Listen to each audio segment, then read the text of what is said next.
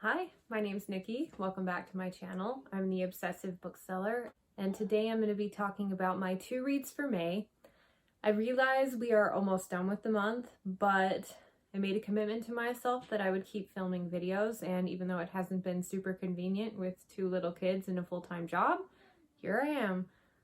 The first book that I want to read this month is Bachelon and Corbel Brooch.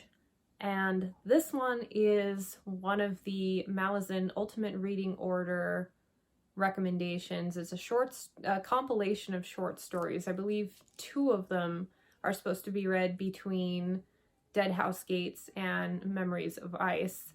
So I decided, even though the series is intimidating enough at 10 fat books, I decided I was still going to try to read all the short stories and everything so I get the full experience, because there's no halfway with me. I'm such a completionist. This one's an ebook, and I have less time to read ebooks than any other formats, so I'm expecting, even though they're short stories, that it'll be a squeeze to get it in before the end of the month. Currently have not started this one yet. I am still trying to finish $1 Million Demon by Kim Harrison. The next one I want to get to is book 2 in the Scythe series by Neil Shusterman. It's called Thunderhead.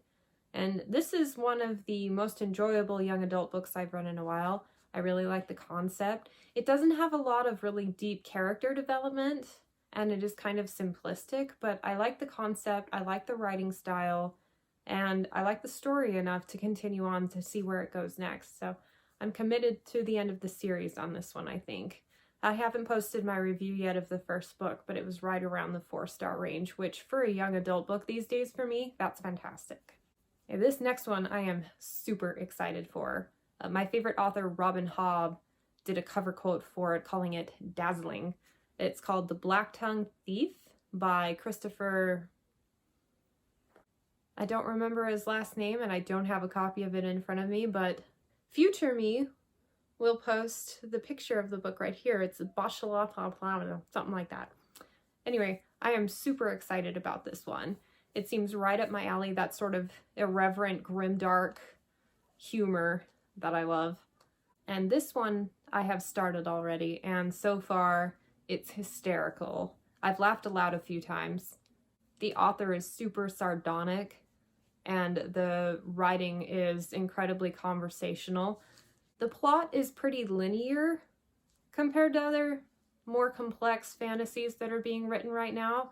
It kind of is more of a straightforward, like, plot point A, meet this. Plot point B, go on this journey, that kind of thing. But I'm not minding it so far, because the writing itself and the character is so good that they could be doing literally anything, and I would probably be enjoying it still. The next one on my list is The Goblin Emperor by Catherine Addison. And this one has been on my to-read for ages. Mostly because I heard it was a standalone and it was really good. Now she's coming out with a second book. So, you know, anything to make money. But NetGalley was having a promotional ARC audiobook. So I figured now is as good a time as any to snag a copy. So I'll be reading that one for review, but I'm really excited about it. I actually don't know anything about it. I tend not to read the backs of books to avoid possible spoilers, because there's been a number of books where I've read the synopsis and they describe a bunch of things that don't even happen until halfway through the book, and I find I get bored with them pretty easily if I know anything about what's going to happen, even if it's mundane. I generally check reviews from people I trust. Cover appeal is actually quite important. I tend to stick towards a lot of the same authors that I've read before. General hype, like that Black-Tongued Thief with the cover quote from Robin Hobb, that kind of stuff puts it on my radar. So that's how I choose my books, and I'm here to tell you there is not a shortage of books on my list using this method. And for the most part, a lot of the things that I read that are high priority get pretty good ratings. One I'm going to include, even though I've already ventured into it and it was a DNF, is Son of the Storm. I did not connect with the characters. I feel like they were written a little surface level, and I thought the plot moved a little bit too slowly. And I don't mind a slow burn plot as long as it's interesting and I think it might be going somewhere. The main selling point for this book for me was the world building and the concept.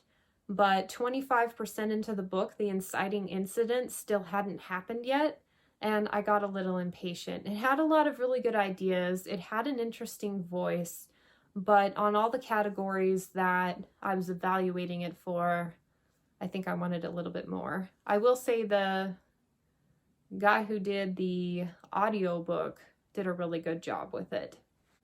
And finally, I'm still trying to catch up and finish $1 Million Demon by Kim Harrison. I'm still trying to read Arion by Maggie Fury, and my library hold for Red Country by Joe Abercrombie just barely came back in. I am swamped with very little time to read and all of these books on my list that keep becoming available at once. We'll see what I can do with about 10 days left in the month.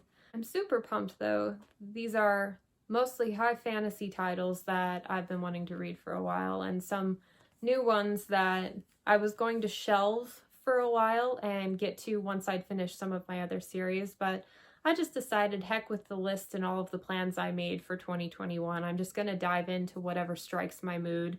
And the Black Tongue Thief was definitely a breath of fresh air amidst all of the scheduled reading that I'd been doing. So there you have my lineup for May, even though it's almost over. So hopefully I'll have another video up in a week or two with my June lineup, and hopefully I'll have a lot of these books read by then. Thank you so much for joining. Thank you for going with me on this journey as I try to get better and better at filming, editing, lighting. As you can see, the lighting quality is a lot better today, and the only difference is I finally had time to film before 5 a.m. So it's actually daylight outside still. That's pretty nice. Anyway, thanks for tuning in, and I'll catch you next time.